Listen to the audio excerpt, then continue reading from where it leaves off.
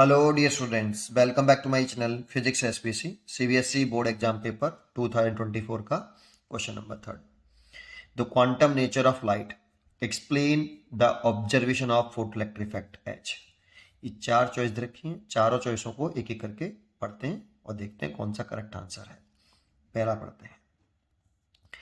There is a minimum frequency of incident radiation below which no photoelectron are emitted. देखो आपने law पढ़ा हुआ photo electric effect का कि एक मेटल है, इस मेटल की एक थ्रेशोल्ड फ्रीक्वेंसी होती है, थ्रेशोल्ड फ्रीक्वेंसी ऑफ मेटल, और इंसिडेंट लाइट की एक फ्रीक्वेंसी होती है. एक्चुअल में ये इंसिडेंट लाइट की ही फ्रीक्वेंसी होती है थ्रेशोल्ड फ्रीक्वेंसी. ये थ्रेशोल्ड फ्रीक्वेंसी किसे कहते हैं? इंसिडेंट लाइट की उस मिनिमम फ्रीक्वेंसी को कहते हैं जिससे इलेक्ट्रॉन मेटल सरफेस से जीरो काइनेटिक एनर्जी से इजेक्ट हो पाए. थ्रेशोल्ड फ्रीक्वेंसी उस मिनिमम इंसिडेंट लाइट की फ्रीक्वेंसी को कहते हैं जिससे मेटल सरफेस पर इंसिडेंट करने से इलेक्ट्रॉन जीरो काइनेटिक एनर्जी से इजेक्ट हो पाए. ये इंसिडेंट लाइट की थ्रेशोल्ड फ्रीक्वेंसी की डेफिनेशन है. तो अगर देखो इसमें लॉ था हमारा, अगर इंसिडेंट लाइट की फ्रीक्वेंसी थ्रेशोल्ड फ्रीक्वेंसी से कम है ये, तो no electron will be emitted. Whatever may be the intensity of the light. I intensity लिख देता हूं, चलो, intensity of the incident light.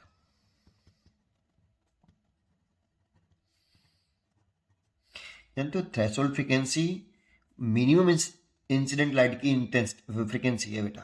Threshold frequency minimum है बेटा इंसिडेंट लाइट की फ्रीक्वेंसी, जिसमें इलेक्ट्रॉन निकले आता है जीरो काइनेटिक एनर्जी से. इसमें एक ये था. दूसरा था अगर बराबर डालोगे तो इलेक्ट्रॉन इजेक्ट होगा बट काइनेटिक एनर्जी जीरो होगी. और तीसरा था अगर इंसिडेंट लाइट की फ्रीक्वेंसी थ्रेशोल्ड फ्रीक्वेंसी से बड़ी है तब भी इलेक्ट्रॉन इजेक्ट होगा बट इलेक्ट्रॉन की काइनेटिक एनर्जी जीरो नहीं होगी. तो इसमें कह रहा है कि there is a minimum frequency of incident radiation below which no electron are emitted.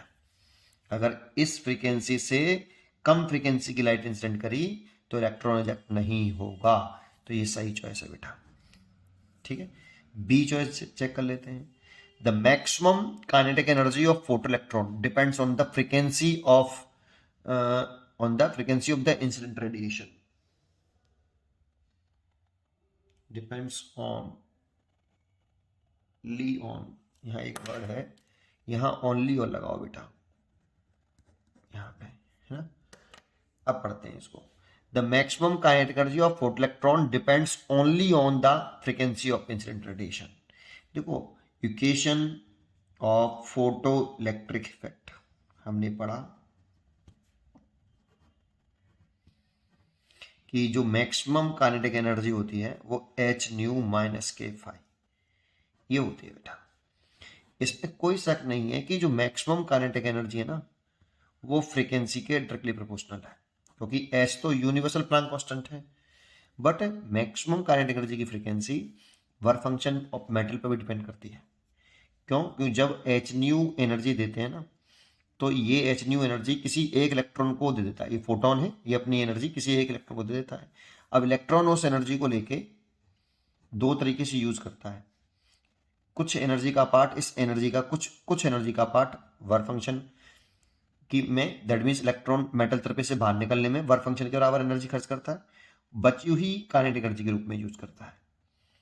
अब अगर इस मेटल का वर्क फंक्शन ज्यादा हुआ तो ये ज्यादा ले लेगा तो मैक्सिमम का एनर्जी हिस्से में कम आएगा.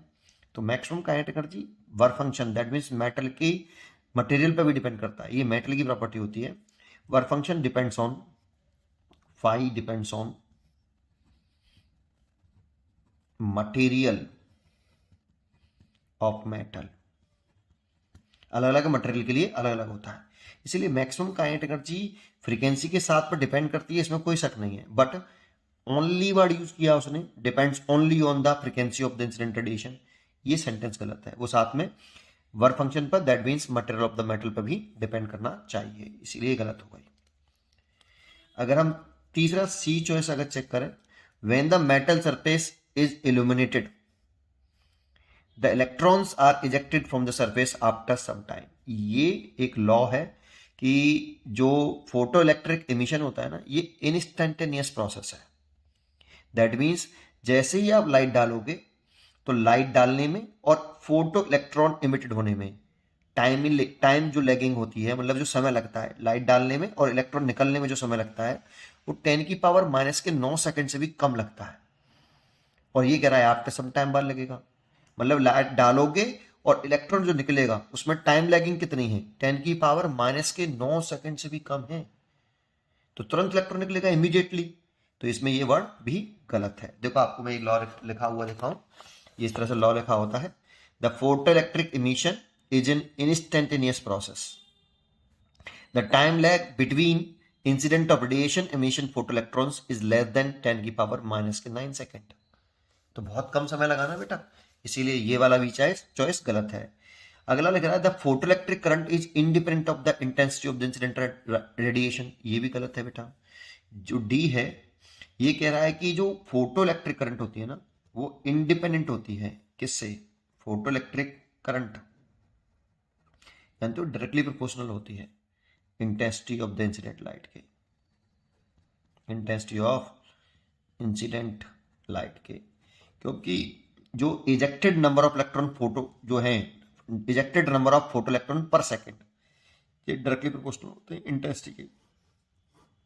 जब इलेक्ट्रॉन इजेक्ट होगा तभी तो इन इजेक्टेड फोटो इलेक्ट्रॉन की वजह से जो करंट फ्लो करती है उसी को तो फोटो इलेक्ट्रिक करंट कहते हैं। जितने ज्यादा इलेक्ट्रॉन इजेक्ट होंगे उतना एनोड प्लेट उन्हें खींच पाएगी और करंट बढ़ पाएगी।